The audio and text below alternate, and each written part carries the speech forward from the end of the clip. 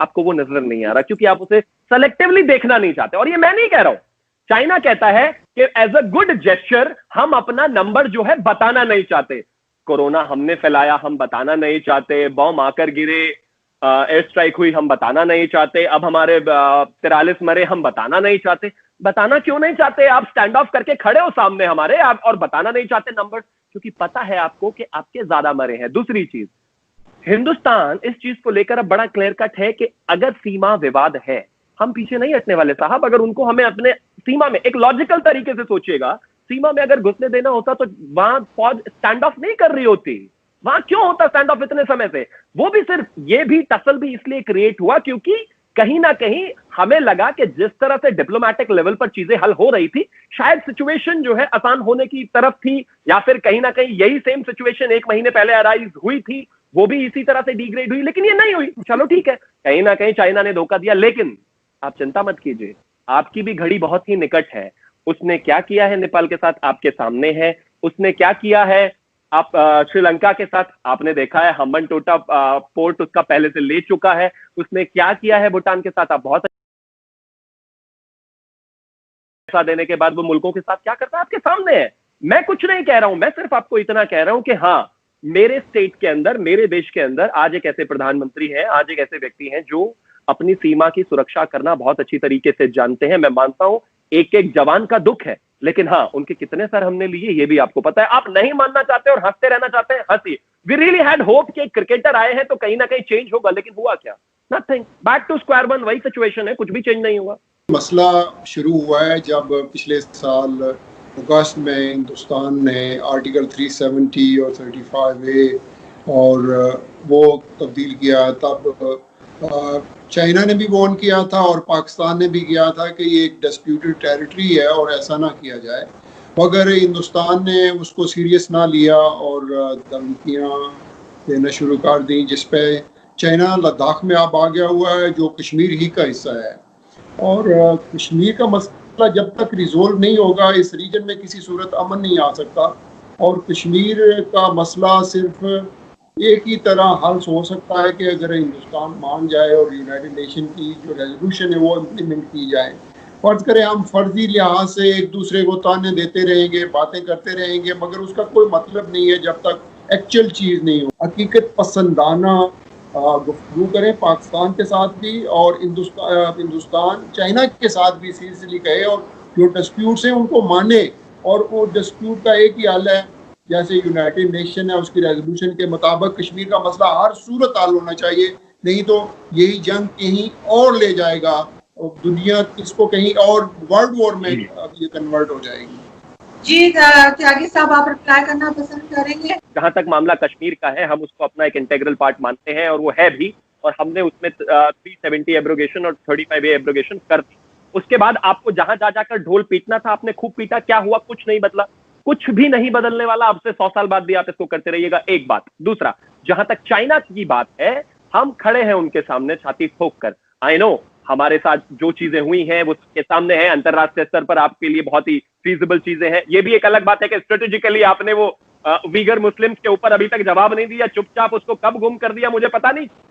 हाँ देखिए, सबसे पहले तो पाकिस्तान तहरीक इंसाफ पार्टी के जो नेता हैं उन्होंने जो सारी चीजें कही है, आपका जो सबसे पहले तो कश्मीर की तरफ ऑब्सेशन है उसको कृपया करके अभी के लिए साइड रख दें, क्योंकि जब हम चाइना की बात कर रहे हैं, अब आप इतिहास को ना बदल सकते हैं, ना झुटला सकते हैं, ना डेट्स को, ना चीजों को, ना अंतरराष्ट्रीय जियोपॉलिटिकल हिस्ट्री को। अब मैं आपको बताता हूं, चाइना सिर्फ हिंदुस्तान के साथ नहीं कर,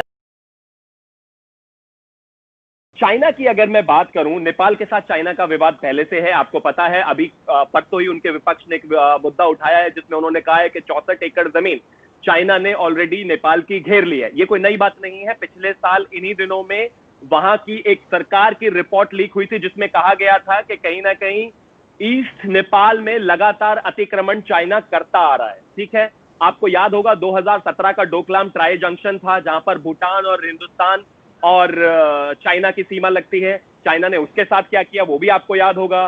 2009 से साउथ चाइना सी में क्या कर रहा है चाइना, आप बहुत अच्छी तरह से जानते हैं। वहां किस पर उसकी लड़ाई नहीं है। अब आप देखिए, साउथ चाइना सी में जापान के 2 आयरलैंड है, उस पर उनकी लड़ाई है। मलेशिया के साथ पिछले महीने ही 1 महीने तक स्टैंड ऑफ रहा। इंडोनेशिया के साथ उसका वहां पर झगड़ा है, रशिया के साथ 1,54,000 स्क्वायर किलोमीटर की सीमा शेयर करता है चाइना, कहता है ये भी मेरी है, 4 अग्रीमेंट कर चुके हैं, लेकिन बावजूद उसके वहां पर भी उसकी सिचुएशन ऐसी ही है। इसके अलावा वियतनाम को वो अपना कहते ही है, और आपको पता ही होगा तमाम तरह की चीजें। कोई एक सीमा चाइना की जो किसी से लगी हुई हो और वहां पर विवाद ना हो, तो आप मुझे बताएं। मैं चलो एक सेकंड के लिए मैं आपके इस लॉजिक को ले भी लूं कि हिंदुस्तान वहां पर अतिक्रमण कर रहा है, एग्रेशन दिखा रहा है। साहब, छोटा सा मुल्क वियतनाम क्या कर रहा है, हांगकांग के क्या हाल है आप अच्छी तरह से जानते हैं। इंडोनेशिया, मलेशिया, ये इतने छोटे छोटे से मुल्क है, आपको लगता है ये चाइना के लिए कुछ करेंगे? लेकिन चाइना वहां पर भी एग्रेशन कर रहा है। जितनी भी बॉर्डरिंग स्टेट्स हैं चाइना के साथ, चाइना की जो एक्सटेंशनिस्ट नीति है, जो विस्तारवादी नीति है, उससे कहीं ना कहीं सारी दुनिया का हाल खराब है। और आपको एक और चीज बता देता हूं आपके रेफरेंस के लिए, 2016 में Philippines international court of justice China को खींच चुका है और वहां से जीता भी है, फिलीपींस जैसा मुल्क। तो कृपया करके जब आप चाइना की बात करते हैं तो इस तरह की चीजें ना करें। अब आ जाते हैं खास तौर पर कश्मीर को लेकर। कश्मीर को लेकर भी आप पूरी दुनिया में गए, 370 पर आपके लीडर्स तमाम जगह गए। ओआईसी ने आपने क्या देखा? आपने देखा सऊदी अरेबिया किस तरह से चुप रहा, आपने देखा और भी तमाम तरह की कंट्रीज। देखिए 1994 में हिंदुस्तान की संसद ने एक रेजोल्यूशन पास किया था नरसिम्हा राव जी की गवर्नमेंट में कि जो कश्मीर है वो हिंदुस्तान का अभिन्न हिस्सा है। मैं मानता हूं बायलैटरल ये चीज है और आप इसको बार बार कहते हैं कि यूनाइटेड नेशंस हमें जाना चाहिए। सिचुएशन ये है कि हर बॉर्डरिंग स्टेट के साथ कहीं ना कहीं अलग एक तरह का ट्रिप है, उसको बायलैटरली डील होना चाहिए। पाकिस्तान से हिंदुस्तान ने लगातार बात करने की कोशिश की है। आपको याद होगा नवाज शरीफ जी की बेटी की शादी में इस देश के प्रधानमंत्री गए थे। और इसके अलावा भी मैं एक चीज आपको बता देता हूं आरजू जी, सिचुएशन ऐसी मेरे हाथ में हो, छुरी मेरे हाथ में हो, तो वो दोस्ती नहीं चल सकती। वो जो आतंकवाद है वो छुरी है, जब तक वो साइड से इरेडिकेट नहीं होगा, वहां से नहीं हटेगा, किसी भी तरह की दोस्ती होना पॉसिबल ही नहीं है। आप उसको हटा दीजिए, चीजें अपने आप बेहतर हो जाएंगी। अटल जी ने कहा था कि आप कुछ भी बदल सकते हैं, अपने पड़ोसी नहीं बदल सकते, आप दोस्त भी बदल सकते हैं लेकिन पड़ोसी नहीं बदल सकते। मैं कहता हूं दो मुल्क आगे जाकर बेहतर कर सकते हैं, लेकिन जो सिचुएशन है और आतंकवाद की वजह से जिस तरह से एक ट्रिप पैदा हुआ है इंटरनेशनली, अपने आप में बहुत परेशानी का सबब। ओसामा बिन लादेन जैसे लोग और उसके कुछ जो आतंकवादी थे, वो अगर यूनाइटेड स्टेट्स के एयरपोर्ट पर घुस जाते हैं, फ्लाइट लेकर उड़ जाते हैं, तो ये कमजोरी यूनाइटेड स्टेट्स की है।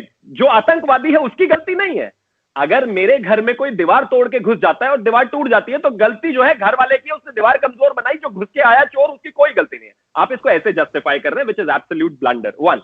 दूसरा, अगर आपने बात किया अभी इसके इस संधि में, फिलीपींस वाले में, चाइना ने इसलिए कॉन्टेस्ट वहां पर नहीं किया क्योंकि उनको पता था वो गलत है। जापान के साथ भी उनके 2 बंदरगाहों का चल रहा है, उसके साथ क्या वहां पर भी सिचुएशन ऐसी है, वियतनाम के साथ भी यही चल रहा है। खैर, इसको साइड रखते हैं। दूसरा, आपने जो कहा ऑपरेशन लीगलाइज कर दिया हमने कश्मीर में 1946 में, जब कबायलियों को बैक करके पाकिस्तान ने आजाद कश्मीर जिसे आप कहते हैं उस पर कब्जा कराया था।